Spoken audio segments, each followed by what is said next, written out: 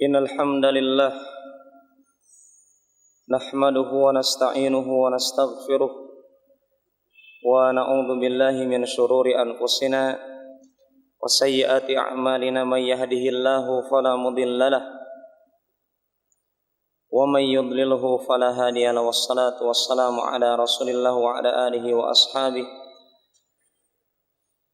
wa man ihtada bihadihi ila qiyamis saah. Amma ba'd. Para hadirin kaum muslimin yang dimuliakan oleh Allah Subhanahu wa taala. Assalamualaikum warahmatullahi wabarakatuh. Alhamdulillah, pada malam Senin ini kita bersama-sama duduk dalam majelis ilmu akan kita kaji kitab yang sangat agung, kumpulan sabda-sabda Rasulullah SAW, kitab Bulughul Maram, dan kita mengambil syarah dari penulis yang bernama Syekh Abdullah ibn Shalih Al-Fauzan hafizahullah ta'ala.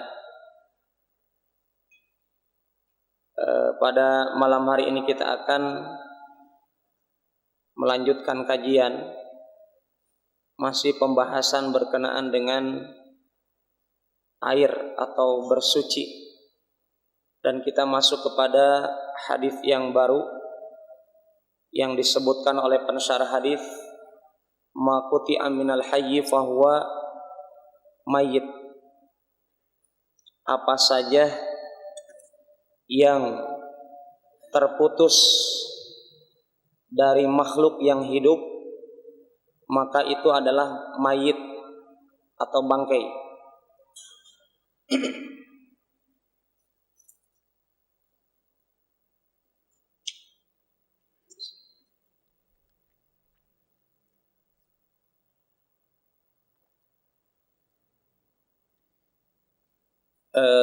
Para ulama membahas hadis ini biasanya dalam bab al-at'imah was-sayd.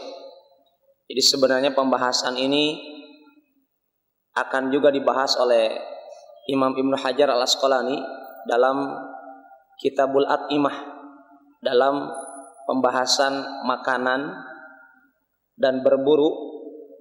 Hal ini sebagaimana kita dapatkan dalam kitab-kitab Imam Abu Dawud, Imam At-Tirmidzi, dan yang selainnya. Hadis ini dikutip ketika membahas makanan. Tetapi apa maksudnya Imam Ibnu Hajar Al-Asqalani mencantumkan hadis ini pada bab thaharah?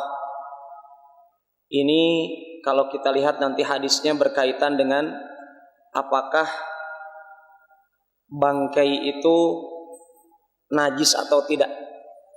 Ya, sehingga kita masih berkenaan dengan bab thaharah, maka diambillah dalil yang akan kita bahas pada malam hari ini.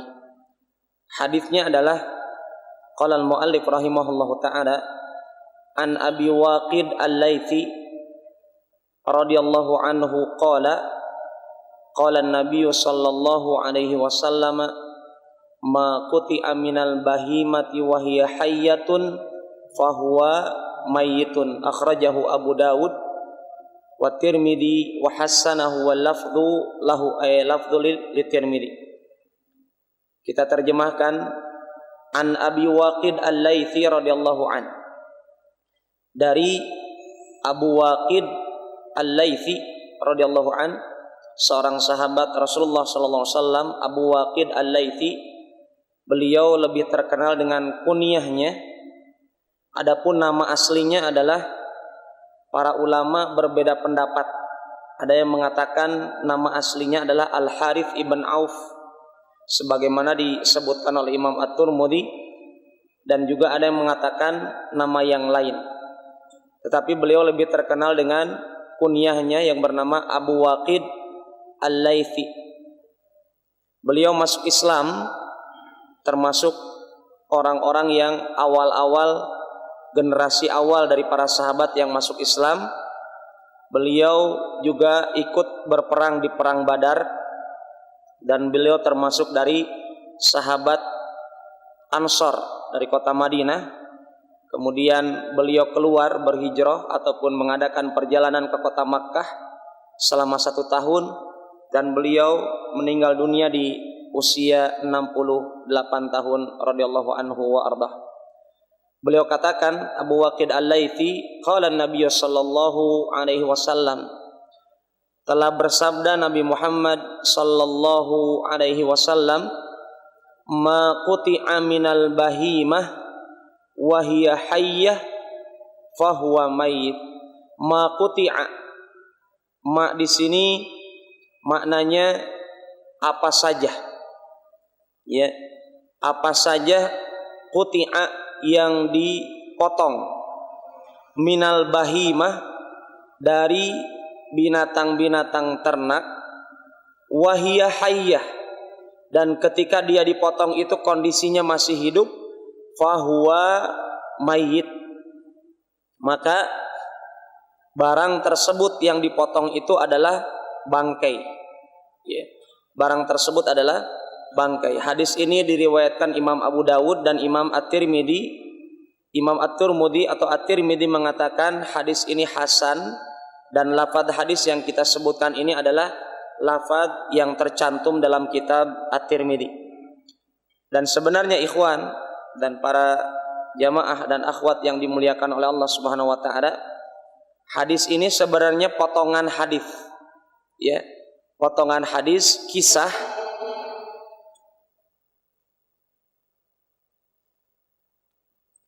yang terjadi di kota Madinah sebagaimana yang dicantumkan dalam kitab At-Tirmidzi, yaitu para sahabat Rasulullah SAW tiba ke kota Madinah dengan membawa potongan asnimatul ibil.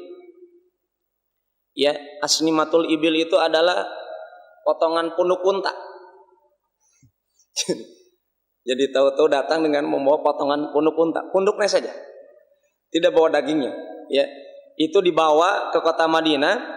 Demikian juga mereka itu yaqtaunal aliyat al-ghanam, dan mereka juga ke kota Madinah itu sembari membawa potongan punuk unta, punuknya saja, Pak.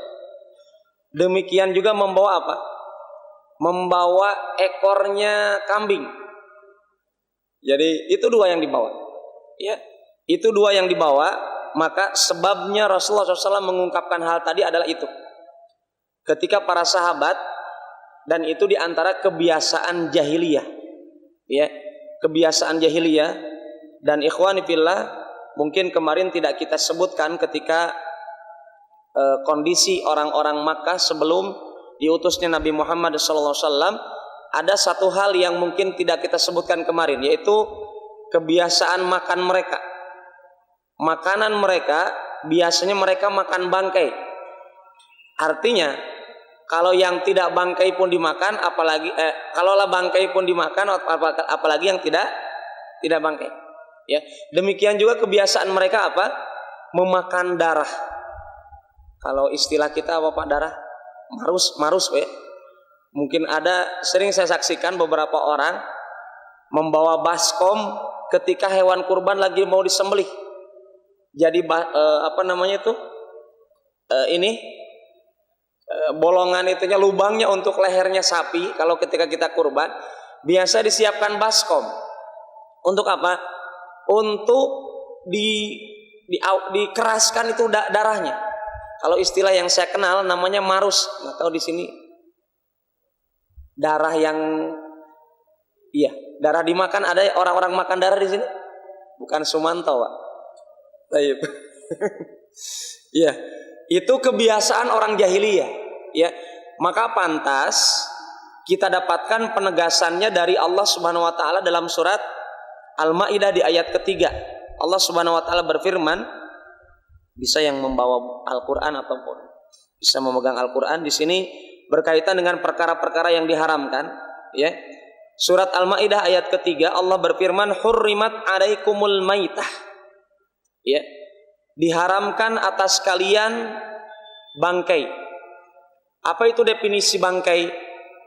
Definisi bangkai adalah sebagaimana yang dicantumkan oleh Syekh Shalih Fauzan dalam kitab ini.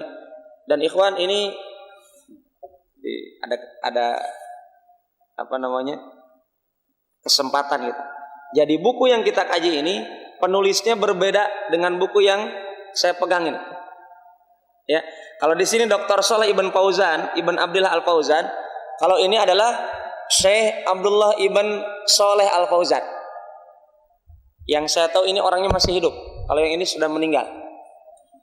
Ya, jadi Al Fauzan yang kita bahas adalah berbeda dengan yang buku ini, yang penulis buku ini, yaitu Al Mulakhas Al Fiqh. Tayyib.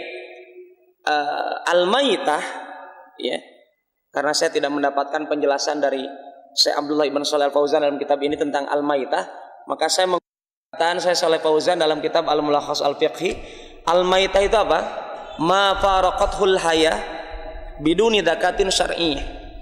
Jadi binatang dikatakan bangkai, ya, apa saja dari binatang yang binatang tersebut kehidupannya itu direnggut, ya, direnggut kehidupannya tanpa disembelih dengan cara yang syar'i, ya, dengan cara yang syar'i. Dan itu contohnya yang disebutkan oleh Rasulullah SAW kepada para sahabat yang membawa punduk unta dengan ekor kambing. Berarti apa? Bisa antum bayangkan, unta tersebut berarti sudah tidak ada. Bisa dipahami ikhwan kondisinya? Punduknya tidak ada. Yang kedua, kambingnya itu masih hidup dalam kondisi ekornya sudah diamputasi oleh para sahabat. Maka inilah yang menjadi sebab kenapa Rasulullah mengatakan tadi kalimatnya, makuti aminal bahima wahiyah hayyah fahuwa mayyit. Apa saja yang dipotong dari binatang yang mana binatang tersebut masih hidup, maka potongan tersebut adalah bangkai. Itu yang dimaksud. Maka ini disebutkan oleh Allah dalam surat Al-Maidah ayat 3. Kenapa? Karena ikhwan, ya, al-istidraju fit tasyri, ini yang terjadi. Tahapan-tahapan dalam menetapkan syariat itulah yang terjadi kepada para sahabat. Jadi para sahabat mengerjakan hal tersebut dalam konteks apa? Jahil, mereka belum tahu dan belum ada dalil. Beda dengan kasus orang tersebut sudah ada dalil, maka dia berdosa. Para sahabat tidak berdosa, ya, tatkala itu karena belum tahu dalil. Maka ini ditegaskan dalam surat Al-Maidah tadi ayat ketiga, hurrimat alaikumul maitah, diharamkan. Allah dengan tegas diharamkan, ya, atas kalian bangkai, waddam, dan darah, ya, kecuali darah yang kita kecualikan kemarin ikhwan. Uhillat lana maitatani waddaman, dihalalkan kepada kita dua bangkai dan dua darah. Apa dua bangkai itu? Al-hutu wal jarad, ya, ikan secara umum, ya, wal jarad dan belalang. Kemudian ad-daman apa? At-tihalu wal kabid, limpa dengan hati. Tayyib. Inilah pengecualian, ya. Walahmal khinzir, diharamkan daging babi. Maka konteks diharamkan daging babi sebagaimana kita sebutkan kemarin apa? Bukan karena ada cacingnya. Ketika cacingnya tidak ada jadi halal, tidak, ya. Tetapi memang diharamkan secara mutlak. Mau bentuknya bagaimanapun, mau ada cacingnya mau tidak, tetap diharamkan, ya. Wa ma uhilla li ghairillah, dan binatang-binatang yang ketika disembelihnya itu tidak menyebut nama Allah atau menggabungkan nama Allah dengan nama selain Allah.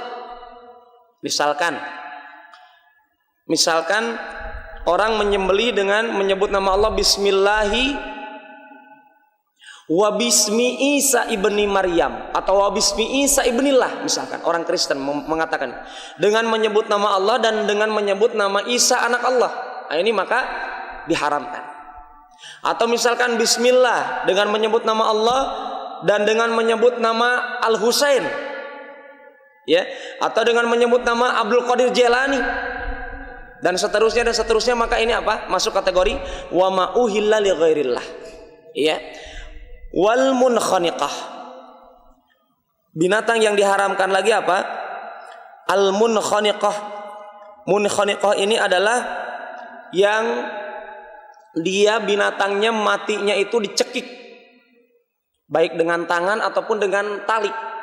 Ya, pokoknya tercekik, darahnya tidak terpancar, tercekik dengan cara tidak jelas tercekik tersebut ya. Betul-betul matinya sampai mati di.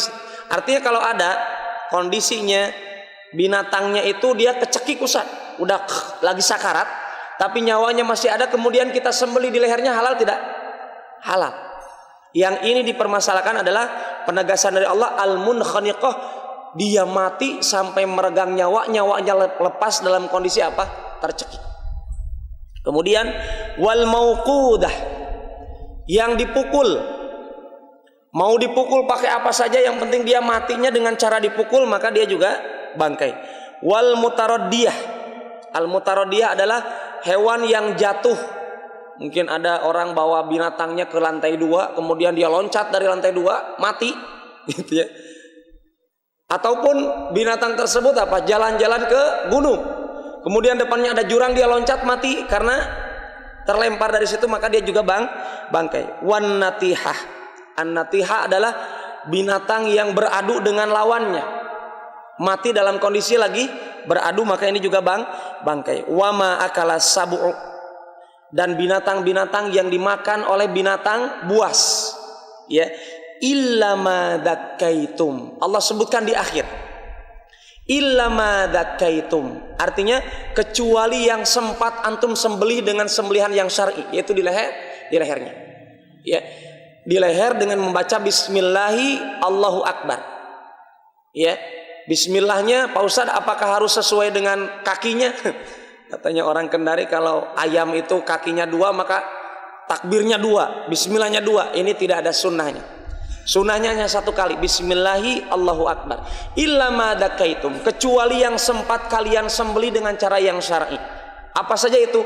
Yang tadi tercekik, yang tadi dipukul, yang tadi jatuh dari atas, yang tadi apa tadi? Yang terakhir diadu dengan lawannya. Ya, kalau kalian sempat membaca bismillah wallahu akbar maka menjadi halal.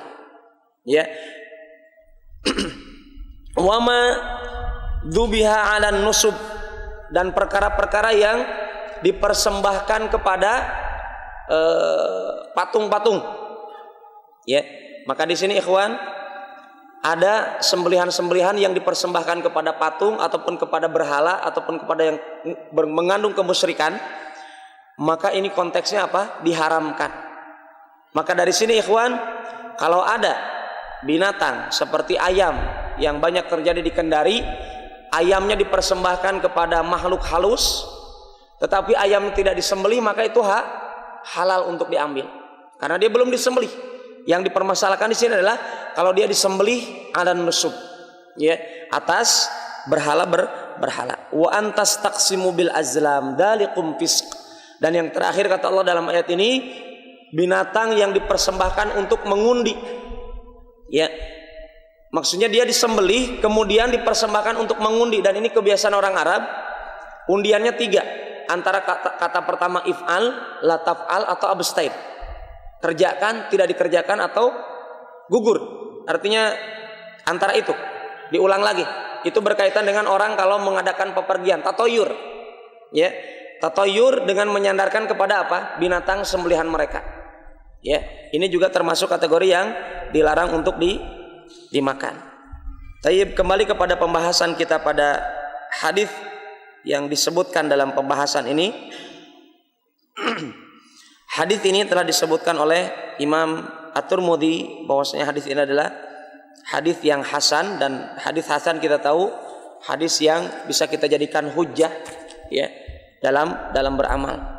Kemudian ikhwan, penulis di sini menyebutkan tentang kaidah ya, kaidah yang sangat agung yang mesti kita jadikan pegangan, yaitu annama quti'a minal bahima fi hali hayatiha min sinamin ba'ir au aliyati syah wa nahwa dzalik fahiya mayyitah mahkumun binajasatiha. Jadi apa saja dari binatang yang dipotong tatkala kondisi dia sedang hidup ya, baik itu punduknya ataupun ekornya ataupun apa saja, mungkin ada ininya, telinganya dipotong sengaja untuk gantungan kunci misalkan ya, dalam kondisi dia masih hidup kemudian dibiarkan begitu saja dia tercecer darahnya, maka itu adalah bangkai. Dan kalau antum pahami itu bangkai, maka dia najis. Itu penekanannya pada pembahasan kali ini. Kenapa Imam Ibnu Hajar Al-Asqalani mencantumkan hadis ini pada perkaitan dengan bab atau haram, bukan berkaitan dengan makanan, karena konteksnya pada kalimat mayyitah. Kalau dia bangkai maka dia najis, kecuali bangkai yang dihalalkan. Bisa dipahami, ikhwan? Kalau bangkai tersebut halal, maka dia tidak najis. Maka tidak mungkin antum makan perkara-perkara yang najis. Bisa dipahami, Pak? Tidak mungkin kita memakan perkara-perkara yang najis. Maka kalaulah bangkai tersebut dihalalkan, yaitu apa? Bangkai ikan dengan bangkai belalang, maka dia tidak terkena kepada konteks kaidah ini. Ya, tidak kena pada konteks kaidah ini. Kemudian dengan hal ini diharamkan memakannya dan memanfaatkannya. Ini ilmu fikihnya pada kesempatan kali ini adalah ketika antum dapatkan gantungan kunci dari apa? Dari ekor kambing atau ekor sapi atau ekor-ekor yang lainnya yang antum dapatkan dari bangkai binatang tersebut, maka dia tidak boleh dimanfaatkan. Ya, maka dia tidak boleh dimanfaatkan, kecuali apa? Kulit ketika dia disamak. Ya, kulit ketika dia disamak, dan insyaallah akan ada pada pembahasan selanjutnya. Dan Imam Ibnu Taimiyah beliau sebutkan hadza muttafaqun alaihi bainal ulama. Perkara ini adalah perkara yang disepakati oleh para ulama, sebagaimana beliau sebutkan dalam kitab Majmu' Fatawa. Kemudian ikhwan, kita beralih kepada hadis yang selanjutnya. Pembahasan selanjutnya berkaitan dengan tahrimul akli wasyurbi fi aniyatid dhahabi wal fiddah. Diharamkan makan dan minum di tempat-tempat atau bejana-bejana yang bahannya dari emas dan perak. Di sini akan kita dapatkan perbedaan para ulama pada kalimat apakah ya penggunaan emas dan perak ini pengharamannya hanya tatkala makan dan minum saja, atau yang selainnya juga diharamkan. Ya, di sini akan kita bahas pada kesempatan kali ini. Para ulama berbeda pendapat, dan perbedaannya masih ada pada kalimat pengharamannya apakah umum atau khusus. Artinya khususkah dalam masalah makan minum, adapun yang lainnya boleh ataukah tidak. Mari kita baca hadisnya. An Hudzaifah ibn al-Yaman radhiyallahu anhuma.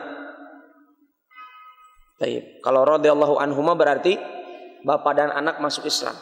Al-Yaman ini bapaknya sahabat Hudzaifah, bukan negeri Yaman. Ya, tolong jangan dipahami. An Hudzaifah, jangan salah paham. An Hudzaifah ibn al-Yaman radhiyallahu anhu qala Nabi sallallahu alaihi wasallam la tashrabu aniyatidh dhahabi wal fiddah wa la ta'kulu fi sihafiha fa innaha lahum fid dunya wa lakum fil akhirah, muttafaqun alaih.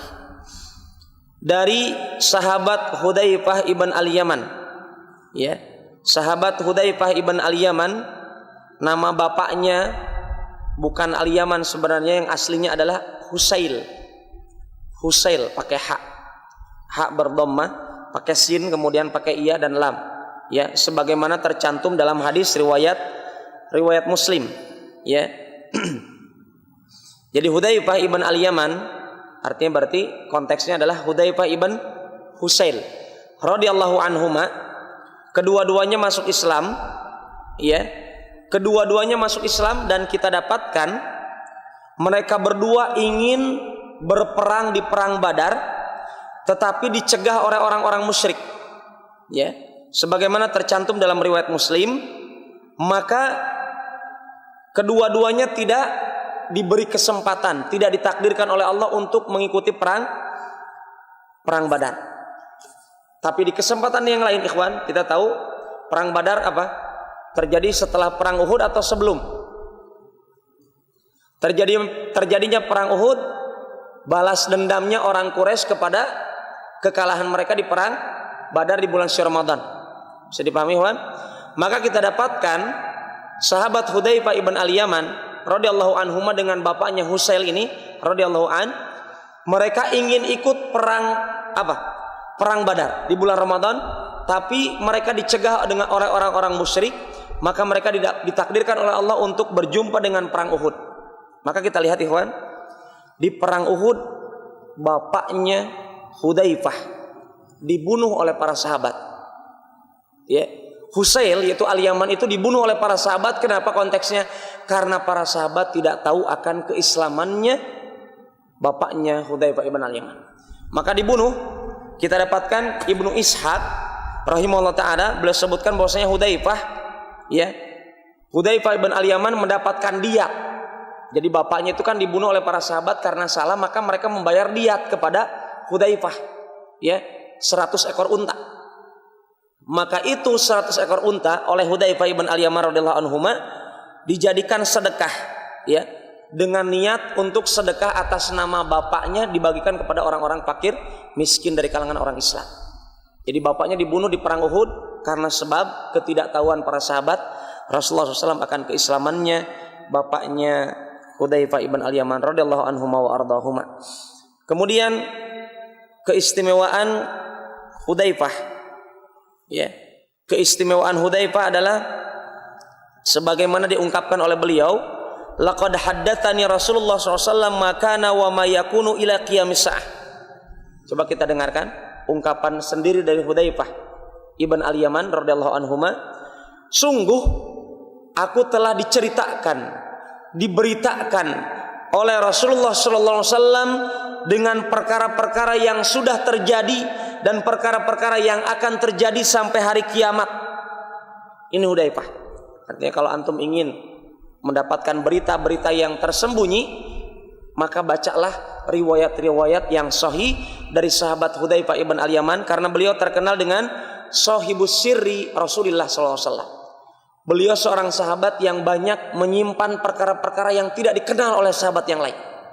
Salah satunya apa? Salah satunya adalah Rasulullah SAW mengabarkan kepada Hudzaifah ibn al-Yaman tentang nama-nama orang munafik yang akan berbuat tipu daya, berbuat makar kepada Rasulullah SAW. Maka pantas, ikhwan, pantas Umar, saking mengenalnya dengan karakternya Hudzaifah, dan kita tahu apa? Hudzaifah ibn al-Yaman pernah mengatakan, kuntu as'alun nabiy sallallahu alaihi wasallam anis syarr makhafatan an yaqa'a bi. Saya ini kata Hudzaifah, saya ini biasanya bertanya kepada Rasulullah SAW tentang perkara-perkara yang jelek. Kalau sahabat yang lain perkara-perkara yang bagus, tapi Hudzaifah bertanya tentang perkara-perkara yang jelek. Kenapa? Aku takut aku terjerumus kepada perkara tersebut. Maka inilah karakter Hudzaifah ibn al-Yaman, dan beliau dititipkan berita-berita oleh Rasulullah tentang perkara-perkara yang jelek. Salah satunya apa? Umar bin Khattab. Beliau datang kepada Hudzaifah, "Ya Hudzaifah, apakah aku ini termasuk orang-orang munafik?" Umar bertanya kepada Hudzaifah tentang karakter orang munafik, khawatir beliau termasuk golongan ranking pertama dari orang munafik. Maka apa kata Hudzaifah? Lasta minhum, engkau tidak termasuk di dalamnya. Demikian juga kita dapatkan kemarin kisahnya fitnah, ujian bagi umat Islam, kamaujil bahar, seperti gelombang yang besar dari gelombang air laut, yang ditanyakan oleh Umar ibn Khattab kepada siapa? Hudzaifah. Dan kita tahu ini menjadi sebab terbunuhnya Umar bin Khattab dengan adanya gelombang yang besar dari fitnah yang besar kepada diri umat Islam. Ini hadisnya adalah dari Hudzaifah ibn al-Yaman radhiyallahu anhuma wa ardahuma.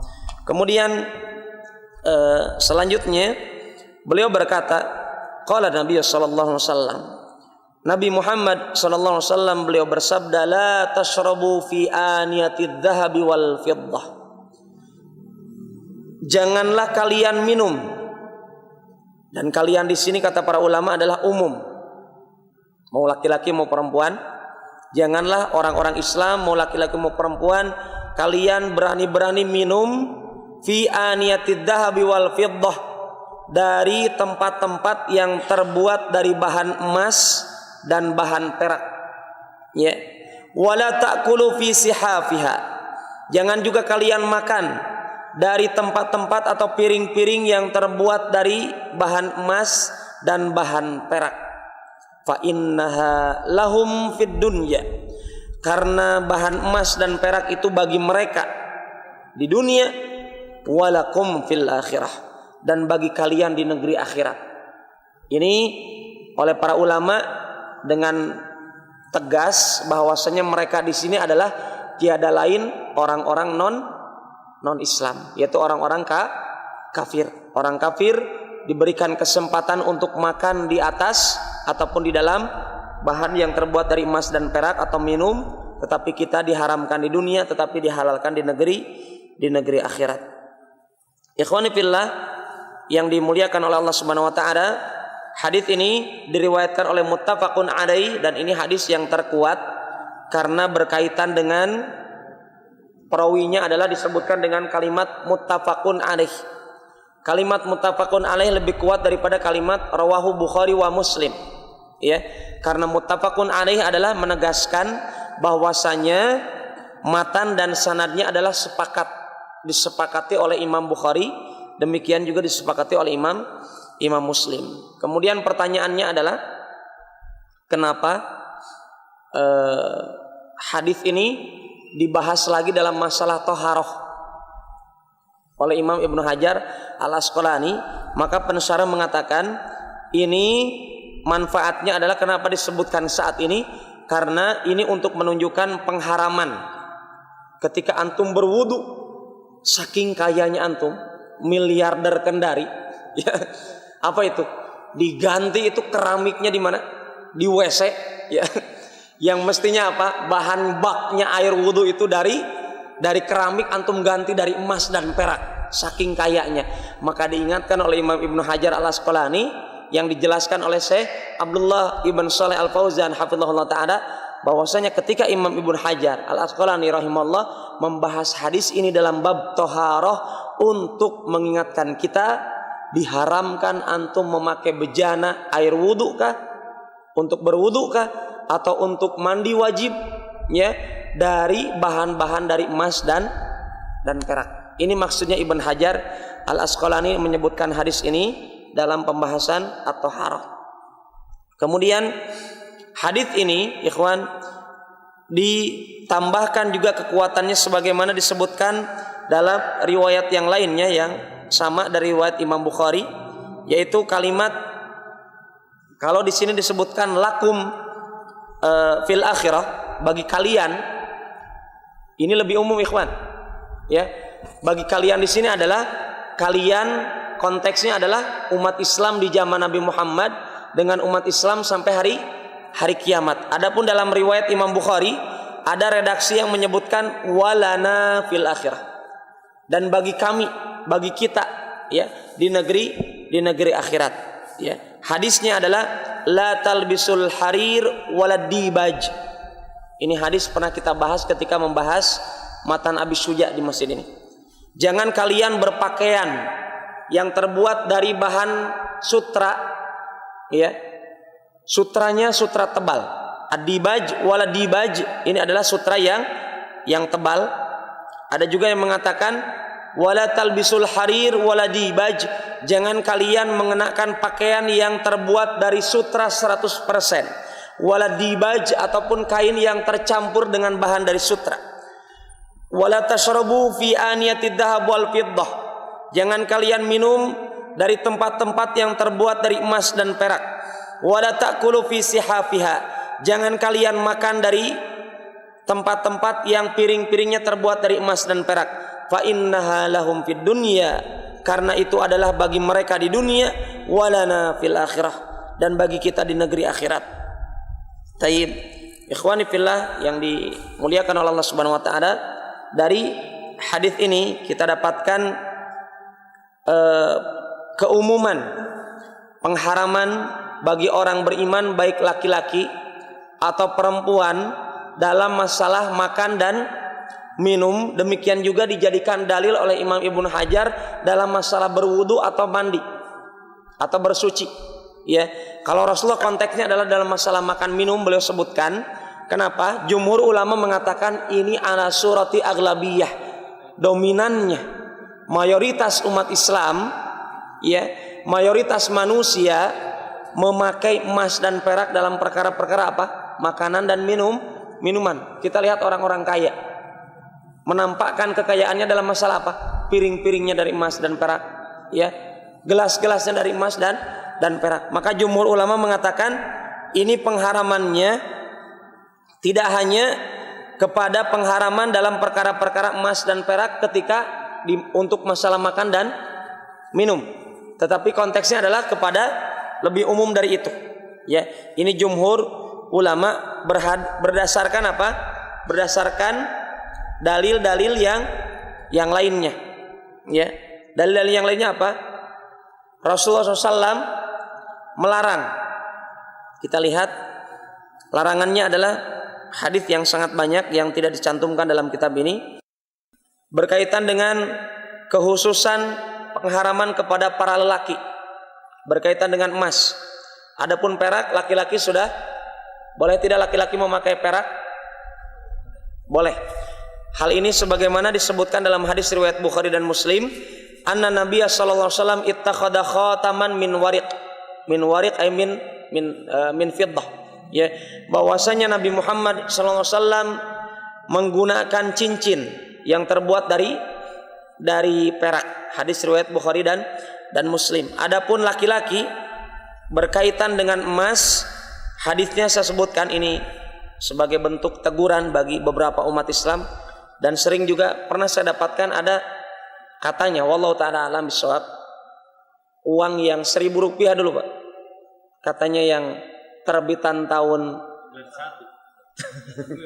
kayaknya sudah pernah ini ya, tahun 1991, katanya itu bahannya dari emas, sehingga banyak sekali saya dapatkan orang-orang, bahkan teman-teman saya dulu waktu sanawiyah atau SMA, ada berbondong-bondong sengaja itu bawa itu uang kemana? Ke rel kereta api. Ya, untuk apa? Untuk digilas sama bannya kereta api, ya, agar gepeng kemudian nanti dibolongin, ya, dibentuk menjadi apa? Cincin katanya. Maka kita dapatkan kalau betul itu ada bahan emasnya, maka mari kita dengarkan hadis-hadis Rasulullah SAW. Riwayat Imam Muslim dari Ibn Abbas radhiyallahu anhuma, ya'midu ahadukum ila jamratin min nar fayaj'aluha fi yadihi. Ada salah seorang di antara kalian, kalangan sahabat Rasulullah SAW, bersengaja mengenakan bara api dari api neraka, kemudian kalian kenakan di tangannya. Itu apa? Ketika Rasulullah mengkritisi berkaitan dengan emas dibuat cincin oleh laki-laki. Maka kalau ada laki-laki muslim memakai cincin dari emas atau kalung dari emas, tidak mesti cincin, ya, maka itu diberitakan oleh Rasulullah dan beritakan kepada dirinya. Hadis riwayat Muslim dari Ibn Abbas radhiyallahu anhuma, dia sedang mengalungkan, atau dalam hadis ini konteksnya adalah cincinnya terbuat dari bara api neraka, waliyadzubillah. Kemudian hadis yang selanjutnya, ancaman selanjutnya bagi para lelaki yang mengenakan emas, mau jam tangannya emas, mau dia kalung. Kalau dia memakai kalung, pertama dia haramnya dengan emasnya, kedua dia menyerupai perempuan, karena Rasulullah SAW tidak pernah pakai kalung. Ya, maka kalau ada laki-laki pakai kalung, ya, bahkan mungkin ikhwan, ada orang mengalungkan handphonenya, maka lebih bagus antum tanpa pakai kalung. Ada orang pakai, katanya biar handphonenya tidak hilang, tapi kan bisa pakai saku dan seterusnya. Ini kita hindari untuk apa? Agar tidak bertasabuh kepada wanita. Hadis yang berkaitan dengan hal ini, yaitu dengan berkaitan dengan memakai emas bagi laki-laki, ancamannya adalah yang selanjutnya. Hadis riwayat Imam Ahmad dan perawinya thiqat. Apa itu thiqat? Terpercaya, bisa dijadikan hujjah. Man kana yu'minu billahi wal yaumil akhir. Ancaman, barang siapa yang beriman kepada Allah dan hari kemudian, fala yalbisu hariran wala dhahaban. Jangan pernah memakai pakaian dari bahan sutra, dan juga jangan pernah memakai perkara-perkara dari emas. Mau pakaiannya dari benang emas, kancingnya kancing emas, sepatunya dari emas dan seterusnya. Ini diancam. Kalau Anda beriman kepada Allah, beriman kepada hari pertanggungjawaban amalan kita, maka jangan pernah memakai kain sutra dan kain emas. Kain sutra dan bahan dari emas, tidak mesti kain saja.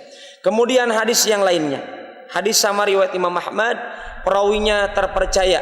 Man mata min ummati, barang siapa yang meninggal dari umat Islam, dari umatku, kata Rasulullah SAW, wa huwa yatahalla bidzahab, kemudian dia berhias dengan emas, haramallahu alaihi libasahu fil jannah, maka Allah mengharamkan baginya pakaian dari emas di surga.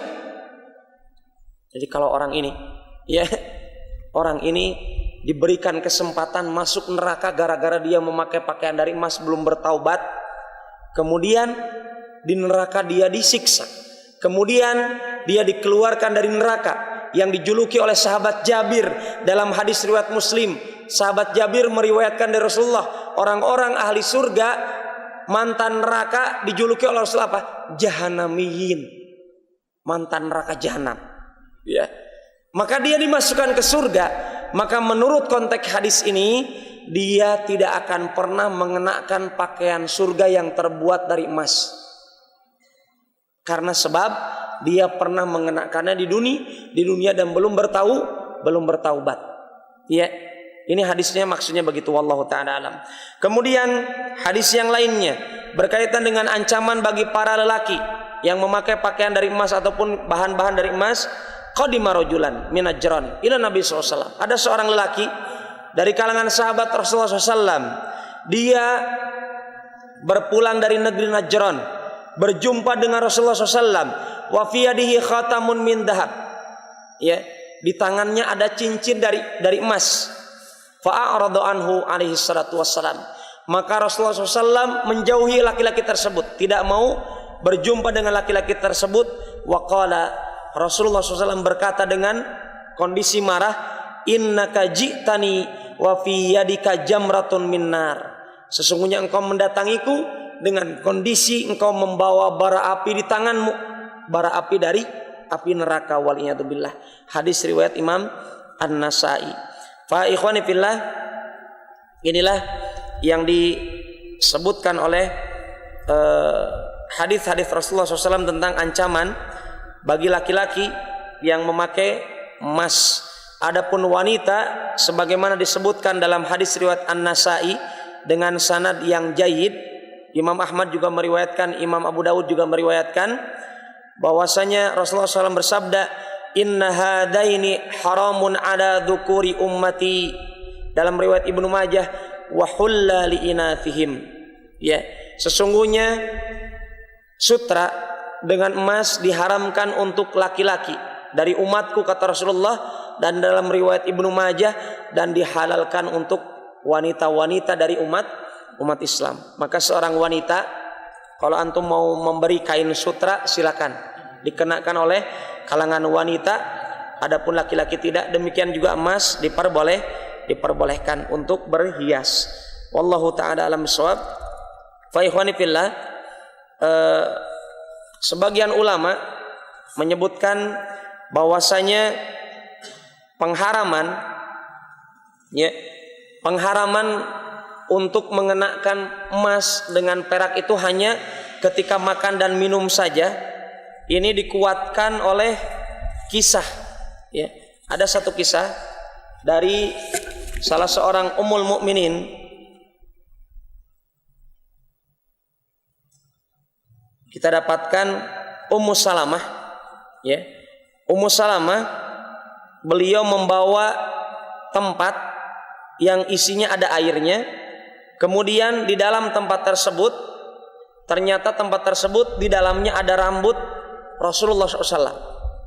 Ikhwan, Ummu Salamah ini ummul mukminin yang didatangi oleh Utsman ibn Abdullah al-Mauhib ibn Mauhib radhiyallahu anhu arda.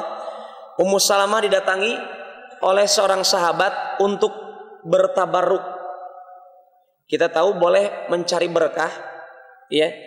Dan salah kalau mengatakan kajian di Masjid An-Nur katanya menolak tabaruk atau tawasul. Di sini diperbolehkan.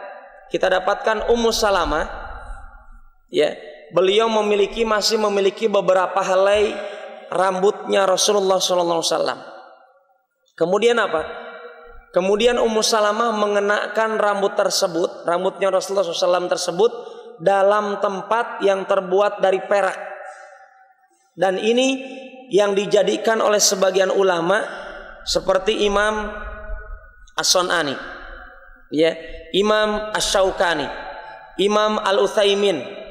Dan mari kita lihat ikhwan nanti Imam Al-Utsaimin berbeda pendapat dengan gurunya Imam Ibn Baz. Kita tahu Ibn Baz gurunya Imam Al-Utsaimin rahimahullah taala. Imam Ibn Baz beliau mengatakan, ya, bahwasanya emas dan perak itu tidak hanya diharamkan ketika untuk makan dan minum, tetapi umum. Tetapi Imam Al-Utsaimin, Imam Asy-Syaukani, Imam As-Sun'ani, ya, mereka mengharamkan hanya dalam perkara makan dan minum. Artinya selainnya boleh. Dalilnya apa? Dalilnya adalah kisah Ummu Salamah. Jadi Ummu Salamah mempunyai rambut Rasulullah SAW disimpan untuk apa? Untuk bertabarruk. Kita tahu keringat Rasulullah Sallallahu Alaihi Wasallam dikumpulkan para sahabat untuk apa? Untuk minyak wangi. Kalau keringat antum, keringat ulama, maka ikhwan dalam hal ini menurut pendapat yang rajih, yang paling kuat apa? Keringatnya Rasulullah, rambutnya Rasulullah, jasad-jasadnya Rasulullah tidak bisa dikiaskan dengan jasadnya para ulama pewaris ilmunya Rasulullah alaihi salatu wasallam. Apa buktinya? Buktinya adalah sepeninggalnya Rasulullah dan setelah hilangnya dari sisa-sisa jasadnya Rasulullah SAW, tidak ada para sahabat yang jasadnya baik rambutnya dijadikan sarana untuk bertabarruk, mencari berkah. Ya, sahabat Ali tidak pernah mencontohkan kepada Hasan dan Husain untuk menjadikan rambutnya apa? Ngalah berkah. Sahabat Abbas, ya, kepada siapa? Kepada anaknya yang bernama Abdullah ibn Abbas. Demikian juga sahabat-sahabat yang lainnya. Maka bismillah. Maka dari sini ikhwan, habis waktunya. Maka dari sini, afwan, sebelum saya ini kan tutup. Maka dari sini apa? Jangan pernah antum yakini, ya, bolehnya antum bertabaruk dengan ludahnya para ulama. Kita tahu Rasulullah pernah meludah kepada siapa? Kepada sahabat Ali yang besoknya akan ditunjuk oleh Rasulullah menjadi pemimpin pasukan perang. Yang kata Rasulullah apa?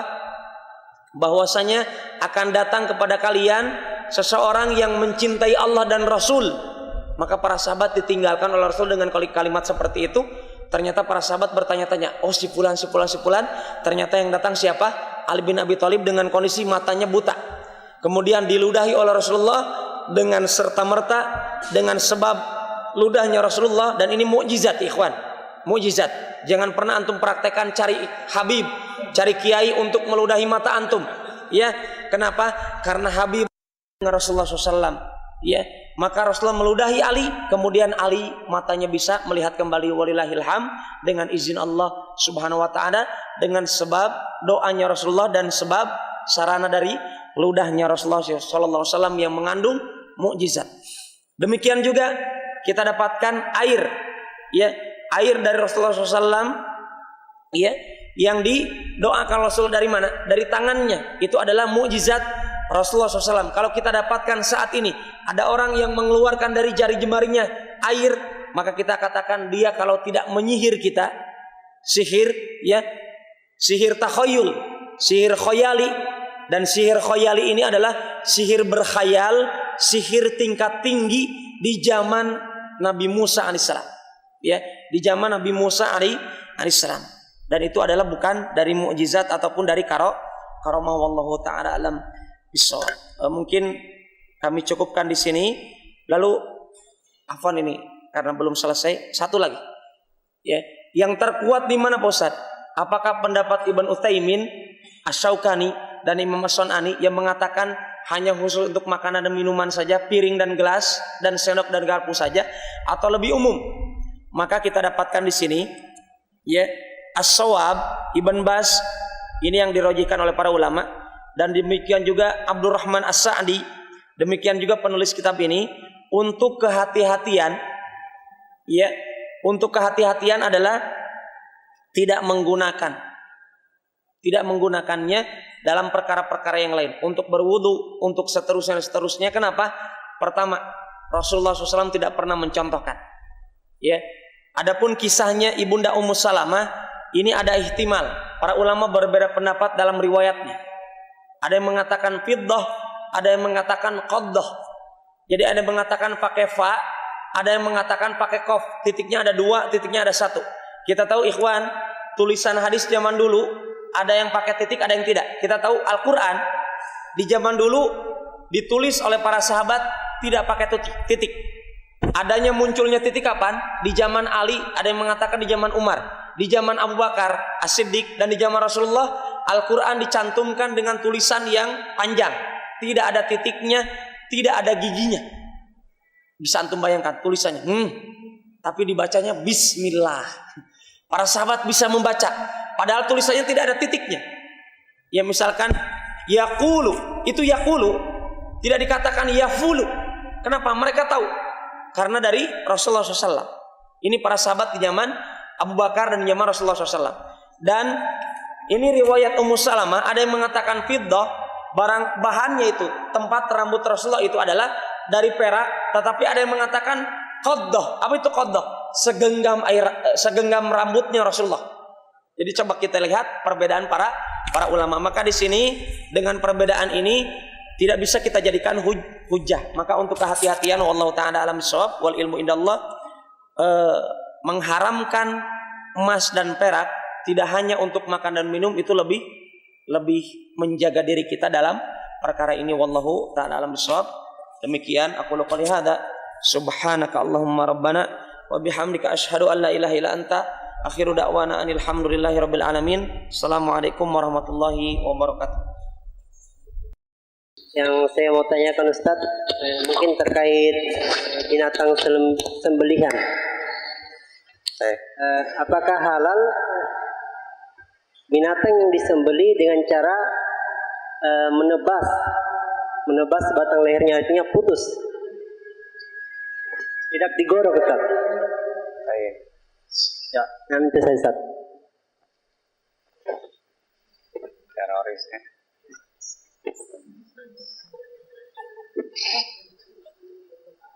Siapa ini yang nyembeli begini? Ada ya? Subhanallah.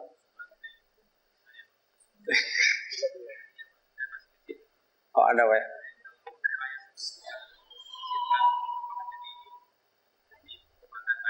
Ya. Sudah beli. Subhanallah.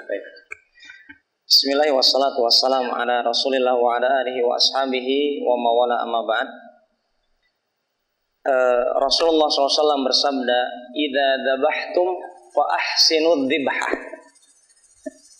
Kalaulah kalian mau menyembelih, maka perbaguslah tata cara penyembelihannya.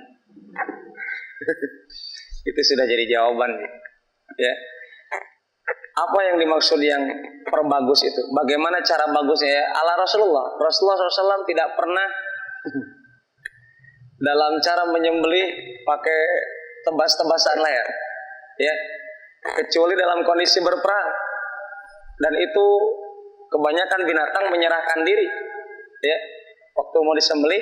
Artinya tidak pantas kita menebas. Ini konteksnya adalah masuk kategori perkara-perkara yang dimakruhkan. Walaupun yang dicari adalah lehernya, dan kita tahu minimalnya ada 2 urat leher yang di dalam itu yang terputus. Jumhur ulama mengatakan 2, maksimalnya 3. Ya, al-hulqum wal wadajan. Gitu. Ada 2 leher, 3. Ada berapa ini tenggorokan dengan yang ke jantung. Itu diusahakan minimalnya 2. Tapi kalau antum maksimalkan sampai ke punduk, jelas itu menyelisihi sunnah Rasulullah SAW. Nah, karena tidak masuk kategori fa ahsinu adzibhah, ya, perbagus.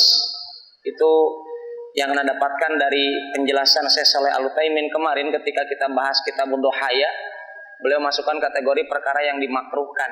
Kalau orang yang menyembelihnya di sini tapi dengan cara yang tidak dicontohkan oleh Rasulullah SAW. Tapi targetnya sama, iya, tetapi caranya itu masuk kategori yang dimakruhkan. Wallahu ta'ala alam bishawab.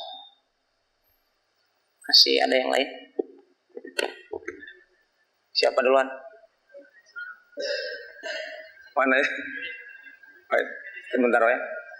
Mungkin dari ibu-ibu atau belakang bisa ditulis, mungkin sambil ditulis.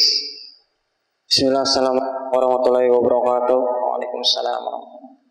Ini saya tanyakan, suatu ketika saya melihat seseorang itu dia mencelupkan kakinya di darah hewan kurban. Mengapakah? Dia mencelupkan kakinya di darah hewan kurban. Mencelupkan kakinya dia celupkan di darah hewan kurban.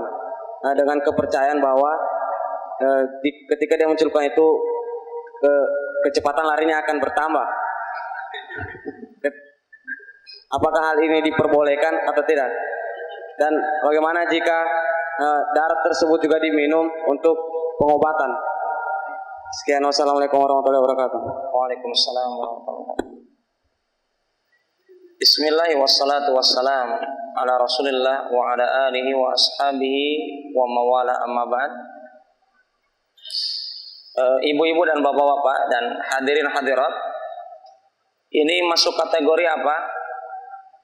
Kena penyakit TBC, takhayul itu, ya. Apa itu takhayul? Khoyali itu hanya khayalan-khayalan imajinasi seseorang, tidak ada sumbernya. Kalau mau lari cepat ya latihan lari tiap hari. Tidak ada korelasi antara darahnya sapi sehingga larinya kencang sapi. Jadi kalau mau cepat seperti kereta api yang makan pintu kereta api, begitu caranya atau bagaimana, kita katakan tidak ada dalil. Ini adalah masuk kategori takhayul, ya, atau khurafat, ya, perkara-perkara yang dibuat-buat dengan menghayal, tidak ada dalil. Nah, kaki dicelupkan dan ini juga sudah jelas darah tersebut adalah najis, ya. Kemudian bagaimana antum mau berobat dengan perkara yang najis? Sudah jadi jawaban, tidak bisa, ya. Tidak diperbolehkan berobat dengan perkara yang diharamkan. Wallahu taala alam shawab.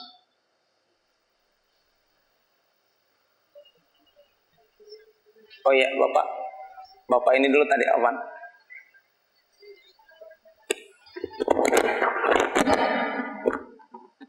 Assalamualaikum warahmatullahi wabarakatuh. Waalaikumsalam warahmatullahi wabarakatuh. Minta maaf, ini dua pertanyaan lagi. Yang pertama, tadi kita sudah dengar tentang hewan yang tercekik. Dicekik. Yang dicekik. Bagaimana kalau misalnya ada orang pasang jerat? Jelas itu kalau misalnya hasilnya itu kan pasti tercekik.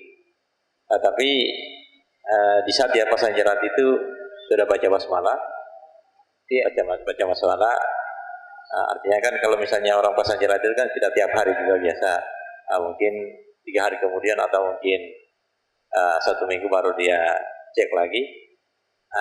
Kemudian ditemukan ada hasil tapi sudah jadi bangkai misalnya.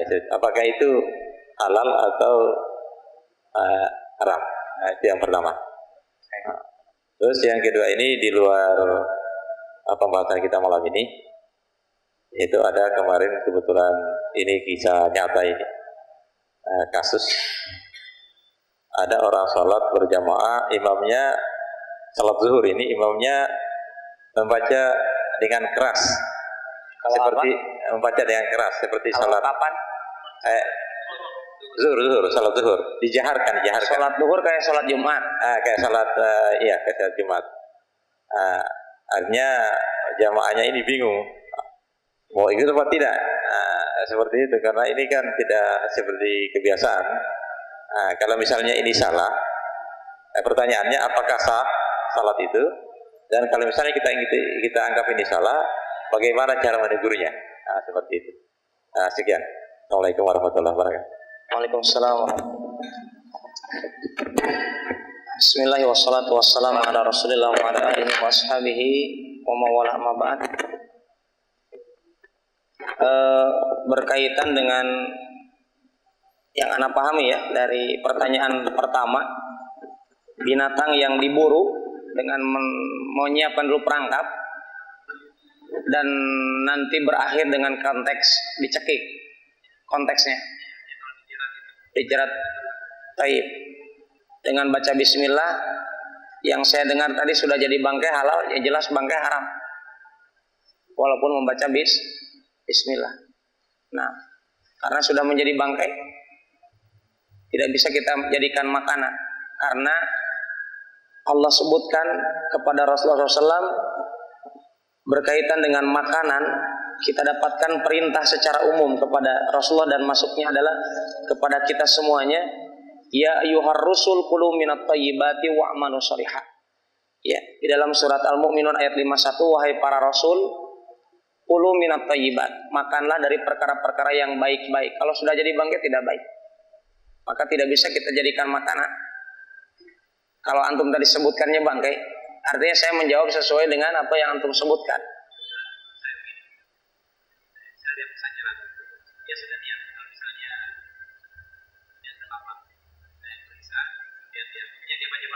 Tayyib, yang diperbolehkan wallahu ta'ala alam yang ana paham adalah berkaitan dengan buruan ketika masih sempat untuk disembelih maka disembelih. Tapi kalau sudah konteksnya sudah mati maka dia jadi bangkai. Nah, maka tidak bisa kita gunakan untuk makanan. Tidak bisa kita jadikan halal wallahu ta'ala alam bisawab. Kemudian sholat duhur dijaharkan. Ini konteksnya adalah kisahnya Umar bin Khattab radhiyallahu anhu arda. Beliau pernah mempraktekkan hal ini ketika makmumnya itu adalah orang-orang yang akan pulang kampung, mencontohkan, dan itu pun hanya terjadi satu kali ya, untuk mengingatkan mereka tentang bacaannya, dan mereka adalah orang-orang yang jarang ke kota. Maka beliau beristihad, dan ini istihad Umar. Artinya boleh dilaksanakan tetapi dalam konteks tidak kontinu. Yang jadi masalah ini adalah saya yakin kontinuitas. Dan Umar mencontohkan seperti itu, konteksnya adalah untuk mengajarkan orang di belakang sebagaimana Umar beristihad seperti itu apa? Mencontoh Rasulullah SAW ketika beliau praktek sholatnya di atas mimbar itu untuk mencontohkan kepada para sahabat bagaimana tata cara sholat yang benar. Adapun ini contoh dari Umar. Fi'lu marrah artinya perbuatan satu kali untuk mengingatkan, itu ijtihad. Qad akhta wa qad yusib. Ya, boleh jadi benar, boleh jadi salah. Artinya bagi Umar beliau mendapatkan pahala ijtihadnya karena beliau seorang mujtahid. Bagi kita, bagaimana Ustaz bagi kita? Bagi kita adalah mencari pendapat yang terkuat untuk konteks ini. Artinya masih ada solusi lain untuk mengajarkan orang kalau bacaannya ingin diperbaiki ketika sholat. Artinya di luar jam sholat bisa kita ajarkan bagaimana gerakan sholat. Bisa dipahami Pak? Untuk menghindarkan diri kita dari fitnah. Nah, untuk menghindarkan diri kita dari fitnah. Maka yang pertama mesti kita sampaikan kepada yang melaksanakan hal ini adalah kita ini berbuat sesuatu yang dituntut dalil adalah orang yang berbuat. Maka yang pertama mesti kita tanyakan adalah, Pak, dalilnya apa? Karena Islam itu dibangun atas dasar ilmu, dan maksud ilmu adalah dalil.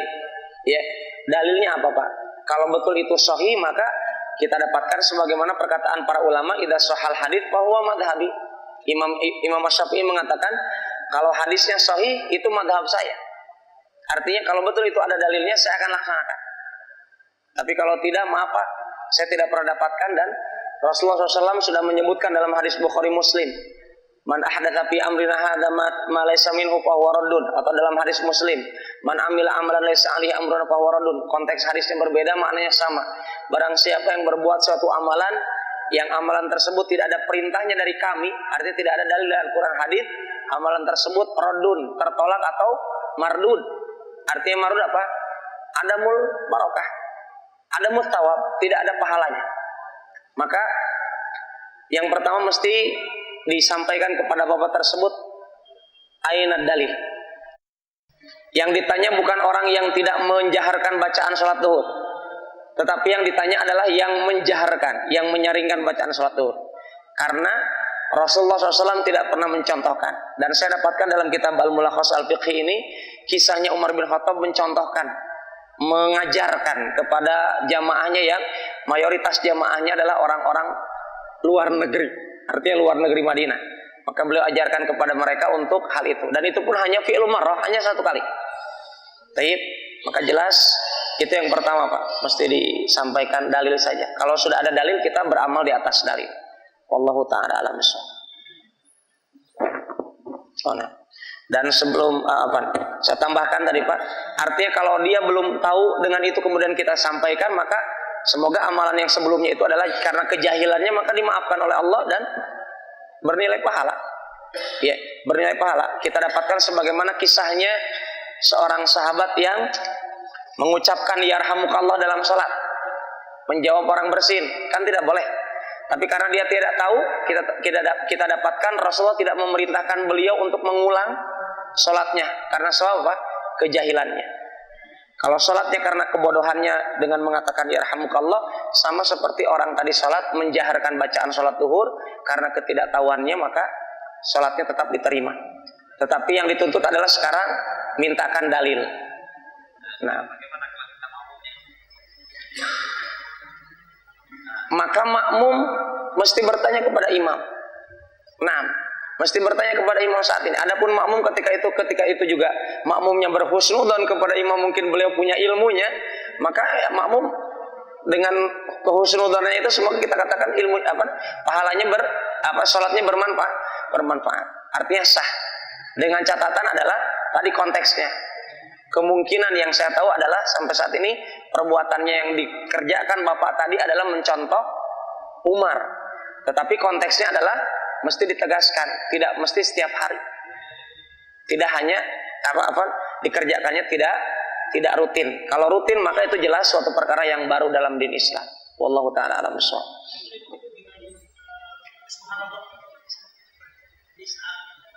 Tidak bisa Pak. Nah, karena kalau subhanallah dia bingung juga, apa salah saya? Karena bacaan Al-Fatihah saya benar, mungkin lebih fasih dari makmumnya misalkan. Nah, maka konteksnya adalah menasehatinya setelah sholat. Menasehatinya setelah sholat. Wallahu ta'ala alam. Assalamualaikum ya Ustaz. Waalaikumsalam warahmatullahi wabarakatuh. Saya ibu ingin bertanya, emas yang bagaimana yang diharamkan yang dipakai oleh laki-laki? Karena saya mendengar di sebuah acara di televisi, tidak apa-apa seorang laki-laki memakai perhiasan emas asalkan ada campurannya. Tolong penjelasannya. Wabillahi taufiq wal hidayah. Wassalamualaikum warahmatullahi wabarakatuh. Ana tidak tahu ini. Yang mengatakan asal ada campurannya ini saya tidak tahu dalil. Ya. Adapun pembolehan emas dipakai itu ketika sakit seorang sahabat yang hidungnya terpotong ketika perang. Antum tahu kisahnya, saya lupa namanya. Ada seorang sahabat Rasulullah SAW, asalnya ini memakainya perak, kemudian kalau nggak salah diganti kuningan, tetapi ininya malah busuk hidungnya, maka digantilah oleh Rasulullah SAW, diganti dengan emas, dan itu diperbolehkan ketika apa? Untuk darurat. Bayangkan kalau seumur hidup bolong hidungnya, dan waktu itu tidak ada penyambung pakai plastik dan seterusnya, maka Rasulullah memperbolehkan karena kondisi darurat. Maka untuk konteks kekinian, solusinya bagaimana ikhwan? Untuk lebih selamatnya adalah tanpa emas tetapi dengan bahan karet atau apa untuk menutup. Kalau betul suatu saat ada seorang dari antara antum hidungnya yang terputus karena sebab apa dan seterusnya, maka jelas konteksnya adalah masih ada solusi lain yang halal. Kita dapatkan di zaman sahabat, mereka dengan memakai emas. Kenapa? Karena alasannya apa? Busuk kalau dengan pakai bahan lain, maka diizinkan oleh Rasulullah SAW untuk memakai emas. Kenapa? Karena tidak ada solusi yang lain. Kalau zaman sekarang mungkin ada solusi yang lain, maka diambillah solusi yang lebih jelas kehalalannya. Ya. Adapun untuk konteks asal ada campurannya ini, mungkin bisa jadi bahan kajian buat anak pribadi ya. Wallahu ta'ala alam. Tetapi menurut konteks pembahasan penulis di sini dan Syekh Shalih Fauzan dan ulama yang saya baca fatwa-fatwa mereka belum saya dapatkan. Artinya emasnya 10 gram 10% kemudian bahan lainnya 90%, ini saya tidak tahu dalil. Jadi kalau Anda dengar ada dalilnya maka mungkin lebih baik lagi disertakan dalil dari Al-Qur'an atau hadis. Ya, dari Al-Qur'an atau hadis. Adapun ijtihad para ulama jelas kalau dikatakan ini perkataan ini adalah berdasarkan ijtihad sebagian ulama, maka ingat ya, kaidah dalam ilmu usul fikih apa? La ijtihada ma'awrudin nas. Tidak berlaku ijtihad kalau ada dalil. Itu praktek dalam kaidah usul fikih. Untuk mempraktekkan ilmu fikih, la ijtihada ma'awrudin nas. Tidak mungkin ada ijtihad kalau ada dalil. Sekarang dalil yang sudah tegas dari Rasulullah SAW tentang ancaman-ancaman tadi, dan dalilnya umum, tidak ada pengkhususan, artinya tidak ada rincian, maka kita praktekkan dengan bentuk umumnya sampai nanti ada dalil khusus dari Rasulullah SAW. Adapun dalil khususnya adalah berkaitan dengan pengobatan. Adapun untuk perhiasan maka tidak ada untuk laki-laki. Wallahu ta'ala alam bissawab. Ini yang bisa saya jawab dari pertanyaan tadi. Masih ada atau cukup?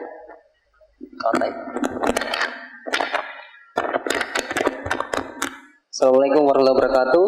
Waalaikumsalam warahmatullahi wabarakatuh. Saat yang ingin saya tanyakan, bagaimana hukumnya binatang yang disembelih untuk perkara bid'ah? Contohnya untuk tahlilan atau biasa kalau orang di Kendari bilang baca-baca atau apa.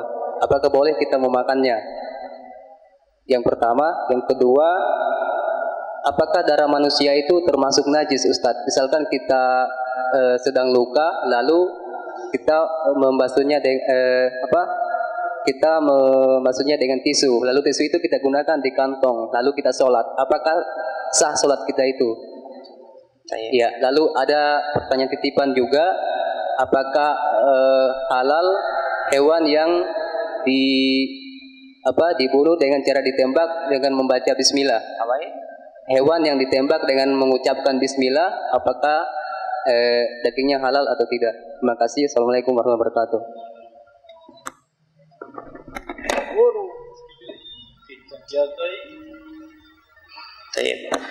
Bismillahirrahmanirrahim. Wassalatu wassalamu ala Rasulillah wa ala alihi wa ashabihi wa mawala amma ba'd. Binatang yang disembelih untuk perkara bid'ah ini yang ana pernah baca, para ulama berbeda pendapat. Ya. Karena ini perkara bid'ahnya itu adalah berbeda pendapatnya apa? Berbeda pendapatnya dalam masalah rinciannya. Karena bid'ah kan ada bid'ah, bukan bid'ah hasanah, bid'ah saya. Bid'ah mukaffirah. Ada bid'ah yang menjerumuskan orang menjadi kufur dengan kebid'ahannya. Ini adalah bid'ah i'tiqadiyah, bid'ah keyakinan. Yang ini para ulama mengatakan sepakat mereka binatang itu adalah termasuk kategori wama uhilla li ghairillah. Ya, yang itu adalah yang dipersembahkan untuk selain Allah. Ya, walaupun dia baca bismillah, termasuk kategori wama dubiha adan nusub. Ya, dipersembahkan untuk selain Allah. Kenapa? Karena berkaitan dengan kebid'ahan, berkaitan dengan keyakinan. Ya, kebid'ahan berkaitan dengan keyakinan. Adapun amalan-amalan bid'ah yang tidak masuk konteks bid'ah yang mengkafirkan orangnya, pelakunya tidak dikatakan kafir, maka disitulah para ulama berbeda pendapat. Ada yang mengatakan boleh, ada yang tidak. Kalau saya menjawab adalah sebagaimana di sini konteksnya adalah ketika disembelihnya adalah menyebut nama Allah, ya, tanpa menyebut nama yang lainnya, maka itu tetap konteksnya adalah halal. Karena apa? Pelakunya muslim.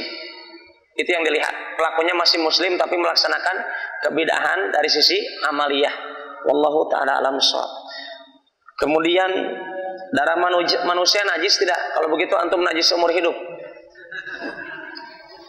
Ini sebagaimana yang diungkapkan oleh para sahabat ketika mereka setelah peperangan, pastinya apa? Ada tangan yang terputus, ada hidungnya tadi yang terputus, otomatis apa? Sholatnya dengan kondisi seperti itu maka tidak najis. Ya, darah manusia tidak najis. Taib. Kemudian halalkah hewan yang ditembak dengan membaca bismillah? Halal ini berkaitan dengan bab berburu, ya. Halal ketika kita dapatkan binatang hewan buruan kita, contohnya anjing untuk berburu itu, ketika dilepas membaca bismillah maka menjadi halal, ya, hewan buruannya tadi. Karena kita membaca bismillah. Demikian juga burung tadi. Wallahu taala alam shawab. Mungkin demikian pembahasan kita pada malam hari ini. Wallahu taala alam. Subhanakallahumma rabbana bihamdik asyhadu an la ilaha illa anta astaghfiruka wa atubu ilaik. Assalamualaikum warahmatullahi wabarakatuh.